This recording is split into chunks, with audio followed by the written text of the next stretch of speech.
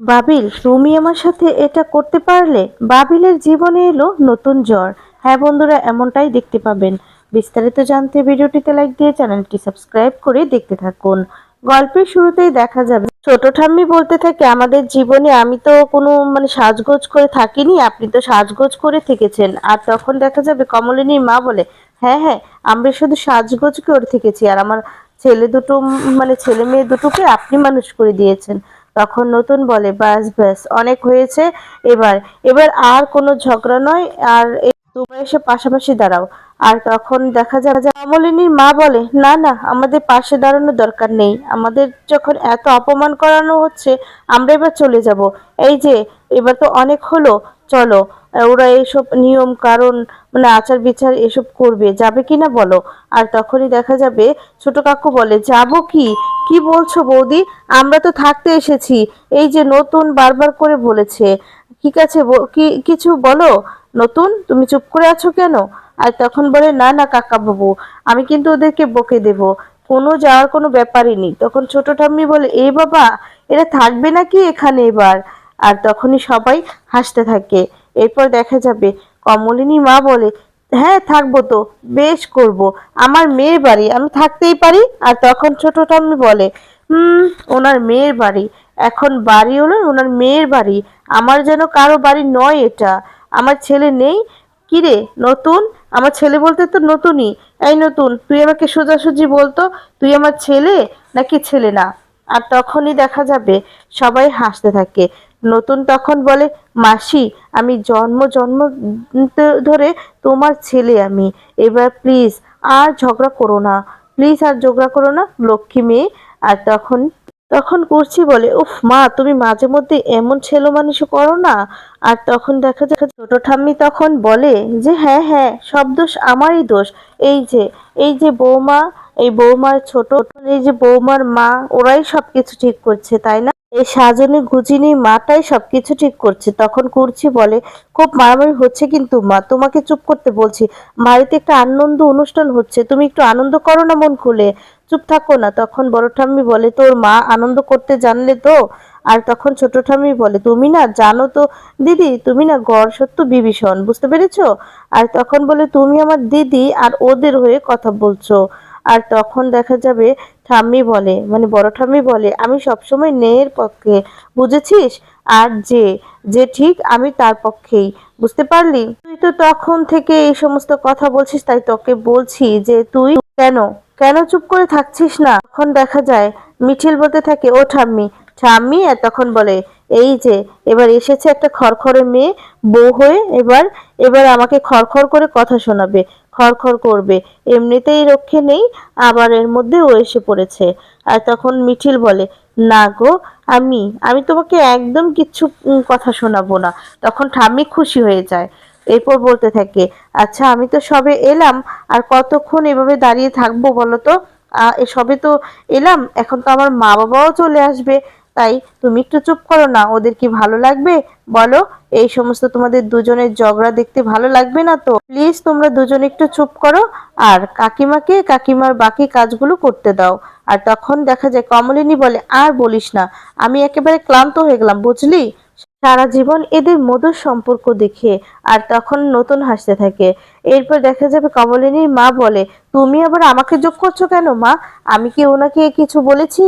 আমি আমার মেয়ের মেয়ের কাছে এসেছি, আর বলে, ঈশ্বর যে আমার মেয়েকে আমার সঙ্গে রেখেছেন, এটাই অনেক।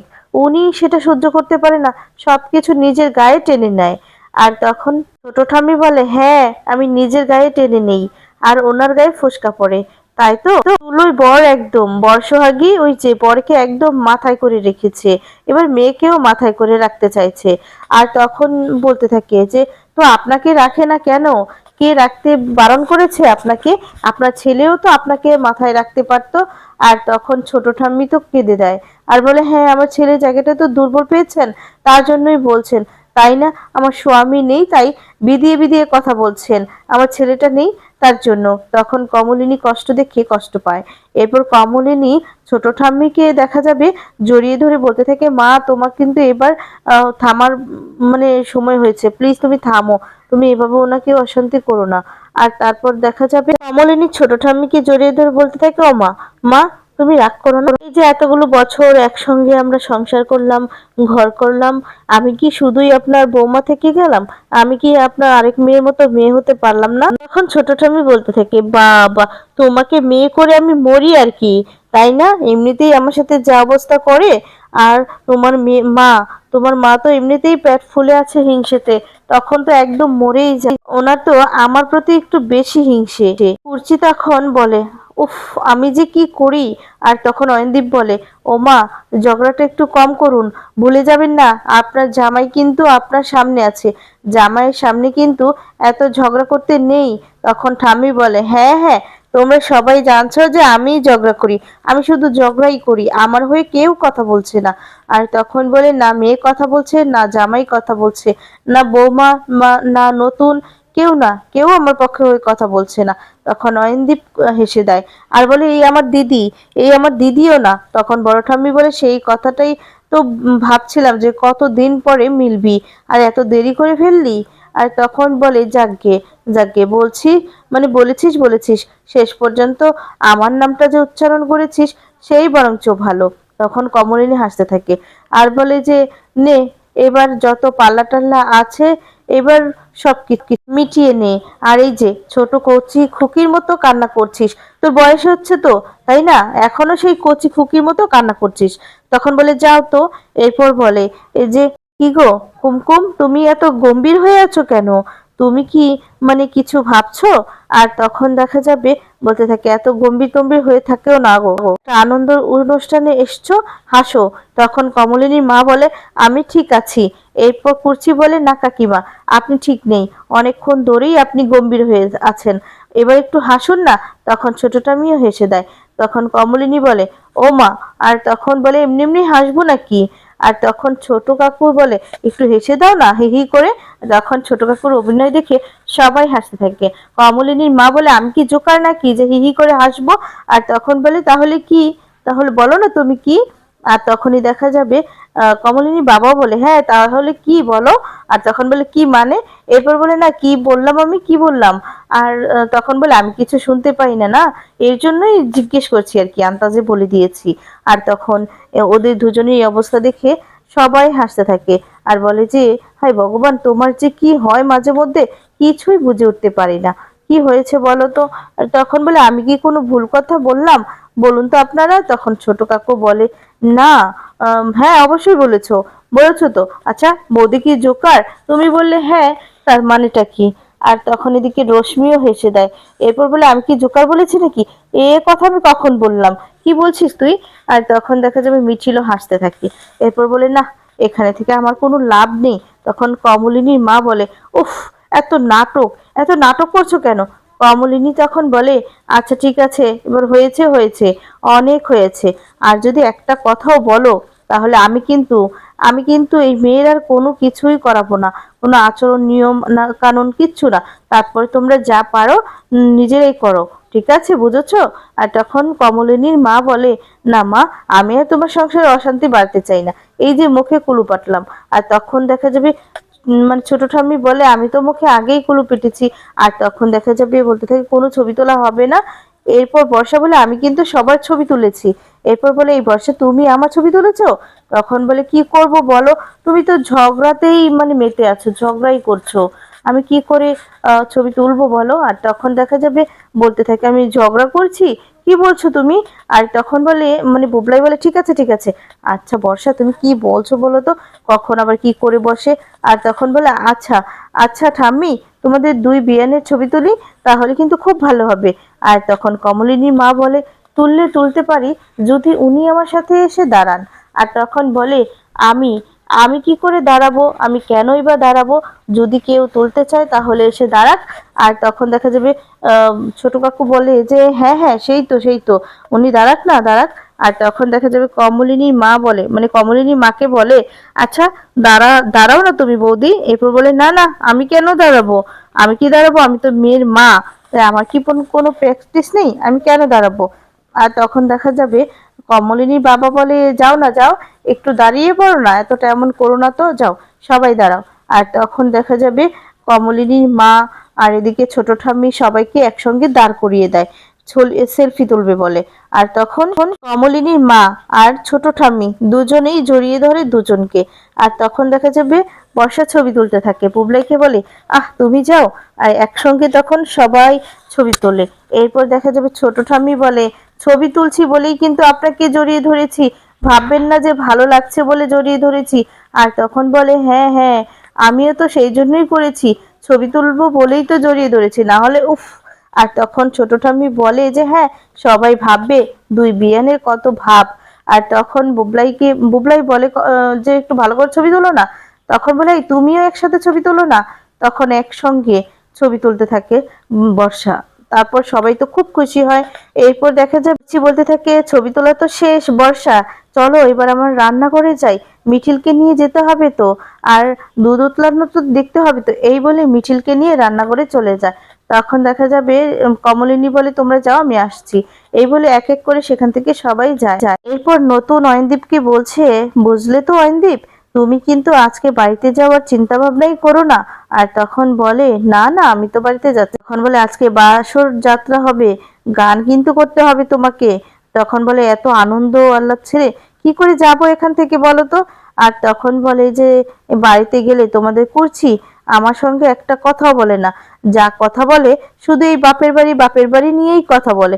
তখন নতুন হেসে দেয়। আর তখন বলে যে, কমলিনী এসে বলে যে, কি নিয়ে এত আলোচনা হচ্ছে, তোমরা এত হাসাহাসি করছো। তখন বলে, আমি আর নতুনদের একটু সুখ দুঃখের কথা বলছিলাম। তখন বলে, ও। এরপর বলে যে, আসলে আপনাকেও তো নতুনদের সাথে খুব একটা আলাদা করে কথা বলতে দেখি না, তার জন্যই বলছিলাম বৌদি, তোমার তোমার এই যে ননদ বাকি সবার সাথে কথা বলে, আমার সাথে কথা বলে না, শুধু বলে বাপের বাড়ি যাব বাপের বাড়ি যাব। না, আজকের দিনটা তাই নতুনটা থাকতে বললো, আমি রাজি হয়ে গেলাম। কারণ এই যে বাপের বাড়িতে থাকলে না, কুর্চি অন্তত একটু সুখ দুঃখের কথা বলে, কিন্তু বাড়িতে গেলে আর কোনো কথাই বলে না বাপের বাড়ি ছাড়া। তখন কমলিনীও হাসতে থাকে। এরপর দেখা যাবে কমলিনী বলতে থাকে, এই যে এত কথা যে বলা হচ্ছে, যদি শোনে না তারপর কিন্তু কেলানি খেতে হবে। আর তখন বলে, না না, তাহলে তো আমার এই যে 1% ব্লক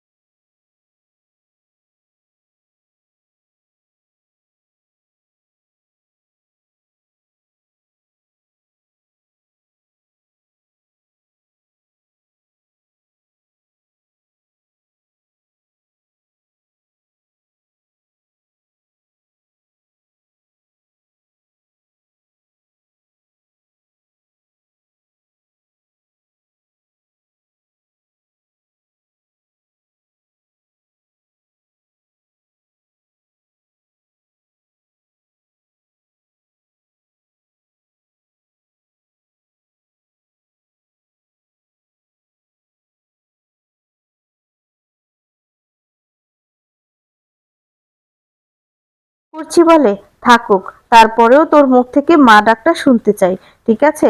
তখন কমলিনী বলে, ও দিদি ভাই, ওকে জোর করে ডাকতে বলো না গো, ওর যখন মনে হবে, ওর যখন ভিতর থেকে দেখবে একদিন নিজে থেকে ডাকটা চলে আসবে, যদি আসে সেই ডাকটা, তখনই ও ডাকবে। তখন নতুন বলে, কিন্তু কাকিমার সঙ্গেই কিন্তু ওই মা কথাটা আসে, ঠিক আছে। আর মা তো ডাকছেই। তখন দেখা যাবে কমলিনী বলে, কিরে বাবিল, তোর মানে তুই কি কোনো কথা বলবি না, তোর মনটা এরকম ভার হয়ে আছে কেন? আর তখন বলতে থেকে, কেন কথা বলবো না, তুমি তো আমাকে কিছু বলনি। তখন নতুন বলে, রাগ হয়েছে, অভিমান হয়েছে ওর, তাই তো। আমরা যে ওকে এই কয়েকটা দিন ভুল বুঝেছি, অনেক কথা শুনিয়েছি, এর জন্য ওর রাগ হয়েছে। আর তখন বলতে থাকে, সেটা স্বাভাবিক, তাই না। বাবিল তখন বলে, আসলে কি বলতো নতুন কাকু, পরিস্থিতি এমন হয় যে অনেক কাছের মানুষও মানে কাছের মানুষকে ভুল বুঝে বসে, অচেনা হয়ে যায়, তাদের আর কিছু করার থাকে না। কত সহজে আমরা একের উপরকে মানে দূরে ঠেলে দিতে পারি। আইনদীপ তখন বলতে থাকে যে, দেখো আজকে এমন একটা আনন্দের দিন, এত মানে কথা বলতে হবে না, ঠিক আছে। আচ্ছা নতুন দা, একটা কাজ করো তো, একটা ঘান ধরো তো। আর তখনই দেখা যাবে কৃষাণু বলতে থাকে যে, হ্যাঁ হ্যাঁ, এই যে এতক্ষণ আমরা বসে আছি কিসের জন্য? এতক্ষণ আমি বসে আছি তো এই যে গানের জন্যই, নইলে তো আমি বাড়িতে কবেই চলে যেতাম। আর তখন মিঠির দিকে তাকিয়ে বলতে থাকে, না মানে বাড়িতে গিয়ে মানে রাতটুকু বাড়িতে থেকে আবার কালকে আবার আসতাম। মানে মিঠিকে ভয় পাচ্ছে, বলে যে কালকেও তো আবার রিচুয়াল টিচুয়াল আছে, তাই না? আর তখন বলে ওটাই তো আকর্ষণ, মানে আসল আকর্ষণ, তার জন্যই তো থেকে গিয়েছি। আর তখন মিঠি মিঠি বলতে থাকে, মা করো না একটা গান। আর তখন কমলিনী বলে, কি বলছিস, আমি গান গাইবো এখন? হ্যাঁ। আর তখন বলে, তো কি হয়েছে, তুমি কি গান গাইতে পারো না? গান গাও না, গাও না মা। আর তখন বলে, নতুন কাকু তুমিও গান গাও না? এরপর বলে, আমার গান গাইতে অসুবিধা নেই। অসুবিধার মানে কি আছে, আমি গান গাইতে পারি, যা খুশি তাই গাইতে পারি। কুর্চি তখন বলে, হ্যাঁ হ্যাঁ, তুমি আগে একটা গান ধরো তো, দেখবে তাহলে বাকি সবাই গান গাইবে, নয়তো অন্যরাও গান গাইবে না। আয়নদীপ তখন বলে, ধরুন নতুন দা, আপনি গান ধরলে আমি একটু সাহস পাবো। আর তখন নতুন বলে, আরে বাবা ধরবো ধরবো, কিন্তু তার আগে না তুমি শুরু করো। তখন বলে, আমি ধরবো? আর তখন কুর্চি বলে, তুমি গান গাইবে? তুমি গান? তখন বলে, বাবা। এরপর বলে, কেন, আমি কি গান গাইতে পারি না? মনে হচ্ছে তুমি কখনো শোনোনি। আর বলে, কি জানো তুমি আমার প্রতিভা সম্পর্কে? সারা জীবন তো এই বাপের বাড়িতেই কেটে দিলে, মানে কাটিয়ে দিলে, তাই না? আর তখন বলে কুর্চি আবার আমার বড় বড় সম্বন্ধ মানে কথা বলছে। তখন কমলিনী বলে, আচ্ছা ঠিক আছে, ঠিক আছে, আর কোনো কথা হবে না। অয়নদা, তুমি আজকে কিন্তু ঝগড়াঝাটি করো না প্লিজ, আজকের দিনে আনন্দ করো। এই বলতে থেকে, না না, আমি তো ভুল কিছু বলিনি বৌদি, আপনারা তো সারা জীবন এই বাড়িতে রেখে দিয়েছেন আপনাদের বাড়ির মেয়েকে, তাই না? আর তখন বলে, তার যে একজন স্বামী আছে, সে যে একজন মানুষ, তার তো তার বউকে দরকার হতে পারে, আপনারা তো সেটা ভেবেই রাখেননি। তখন অয়নদীপের কথা শুনে সবাই হাসতে থাকে। কুর্চি তখন বলে, দেখো দেখো, তুমি একদম এখানে অপ্রিয় কথা বলো না কিন্তু, বুঝতে পেরেছো? আমি যদি এখানে মুখ খুলি না, তোমার মুখ কিন্তু একদম বন্ধ হয়ে যাবে। তখন বলে, হ্যাঁ, তখন তো নিজের বৌদির কথা শুনে আমাকে অবিশ্বাস করেছিলে, আমাকে ভুল বুঝেছিলে, আমাকে দূরে সরিয়ে রেখেছিলে। আর তখন অয়নদীপ বলে, ঠিক আছে ঠিক আছে, তোমারও তো মানে ঠিক ভুল বোঝাটার দায়িত্ব ছিল, তুমি তো সেটা বোঝোনি, চুপ করো, এবার চুপ করো। আর তখন তখন দেখা যায় দুজনের মধ্যে ঝগড়া শুরু হয়ে গেলে ডাবলু তখন বলে, বাবা এখন কি এসব কথা হবে নাকি? এবার থামো না, এবার যদি এত ঝগড়াঝাটি হয় তাহলে কি করে হবে বলো তো? ওদের মনটা তো খারাপ হয়ে যাবে। অয়নদীপ তখন বলে, আচ্ছা আচ্ছা ঠিক আছে, তুই যখন বলছিস তাহলে আজ আর ঝগড়া করবো না। এরপর দেখা যাবে সুলক্ষণা বলতে থাকে, দেখো যেটা তো হয়ে যাওয়ার হয়েই গিয়েছে, তাই না? কিন্তু এই যে আমার শ্বশুর মশাই শাশুড়ি মাকে ছাড়বে না বলে, বাপের বাড়িতে আসতে দেবে না বলে, এই যে হাটের ব্যামোটা বাদিয়ে ফেলেছে না। আর তখন এই কথা শুনে কুর্চি তো অবাক হয়ে যায়, এদিকে কমলিনী সবাই হাসতে থাকে। আর তখন অয়নদীপ বলে, মানে আমি কি বাদিয়েছি, তুই কি বলতে চাইছিস? আমার কি হাতে ব্যামো হয়নি? আমার কি বুকে ব্যথা হয় না? আমি কি মিথ্যে বলেছি? আর তখন দেখা যায় বলে, না না, সেটা না সেটা না, আমি তো ওটাই বলছি যে এই ব্যামোটা তো বেঁধেছিল, মানে এখন তো কমে গেছে না বাবা, তাই তো? তখন বলে, না রে, কমেনি, থেকে থেকেই হয়, থেকে থেকেই ব্যথা হয়, হয় এখনো হয়, খুব হয়। আর তখন কুর্চি বলে, হ্যাঁ হয়তো, থেকে থেকেই হয়, তাই না? আর তখন কুর্চি আর অয়নদীপের কথা শুনে সবাই হাসতে থাকে। আর বলে, আমি যখন বাপের বাড়িতে যাই তখন তো আর বেশি বেশি হয়। বলে, এটাই স্বাভাবিক, তুমি বাপের বাড়িতে গেলে আমার তো টেনশন হয়, তাই না? অয়নদীপ বলে, কে আমায় যত্নআতি করবে, এই চিন্তাটা করে করে না চাপা পড়ে না আমার ব্যথাটা একটু বেশি উঠে যায়। আর তখন দেখা যায় যে এরপর বলছে যে, দেখবে এরকম হতে হতে না একদিন ঠাস করে চলে যাব। আর তখন দেখা যাবে নতুন বলে, হয়েছে হয়েছে, অনেক হয়েছে, কোনো সমস্যা নাই, কুর্চি যখন চলে আসবে না তখন সঙ্গে সঙ্গে তুমিও চলে আসবে। আর কুর্চি এখানে যতদিন থাকবে তুমিও তার সঙ্গে সঙ্গে থাকবে, ঠিক আছে? তখন মিঠিল বলে, হ্যাঁ গো, অন্তত সপ্তাহে 1-2 দিন যদি তোমরা থেকে যাও তাহলে কি যে আনন্দ হবে।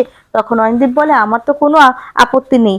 আর তখন দেখা যাবে বর্ষা বলে, দেখো এখন বাড়িটা কতটা ঝকঝক করছে। তখন বোবলাই বলে, তাহলে বর্ষা বুঝতে পারছে সবাই মিলে একসঙ্গে থাকার মজাটা কি? আর তখন বলে, বুঝতে পারছি না আবার? নিশ্চয়ই বুঝতে পারছি, 100 বার বুঝতে পারছি, হাড়ে হাড়ে বুঝতে পারছি। আর তখন তখন হাড়ে হাড়ে কথাটা শুনেই তো সবাই অবাক হয়ে যায়। এরপর বাবিলও তাকিয়ে থাকে। আর তখন করছি বলে, হাড়ে হাড়ে বুঝতে পারছো মানে?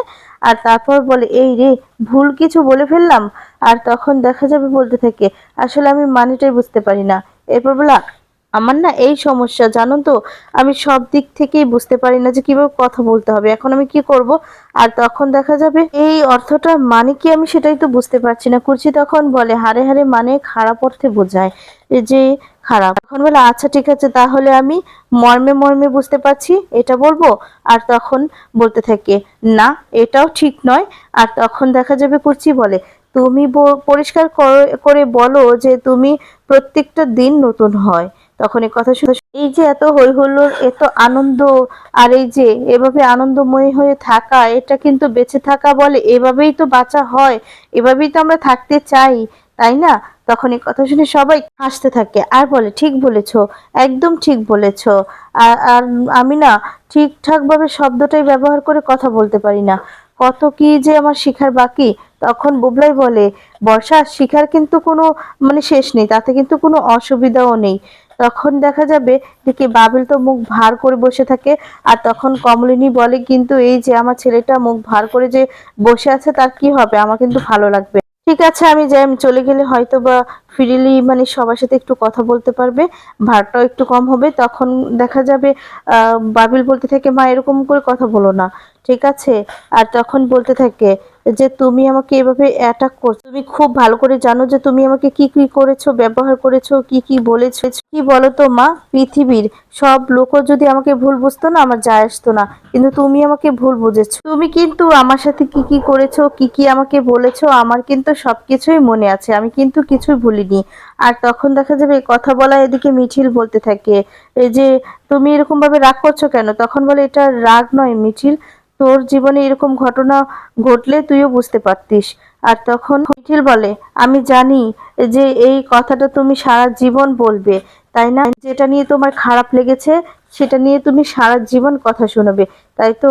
কিন্তু আজকে আজকে অন্তত থাক, আজকের দিনটা। যখন দেখা যায় কমলিনীও কষ্ট পায়, কষ্ট পেয়ে বাবিলের দিকে তাকিয়ে থাকে, বাবিলও তাকিয়ে থাকে। তো বন্ধুরা, এর পরবর্তীতে দেখা যাবে আবারও ভুল বোঝাবুঝি শুরু হয়ে যায়।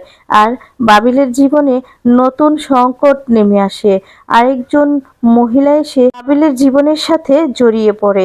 একটা অন্যরকম চ্যালেঞ্জ হয়ে যায় মিঠিলের জীবনে, এই সংসার করতে বড় একটা চ্যালেঞ্জে নেমে গেল মিঠিল। তো বন্ধুরা, লাস্ট পর্যন্ত কি ওদের সম্পর্কটা টিকবে? তোমাদের কি মনে হয়? কমেন্টস করে জানিয়ে দাও। ধন্যবাদ। ভালো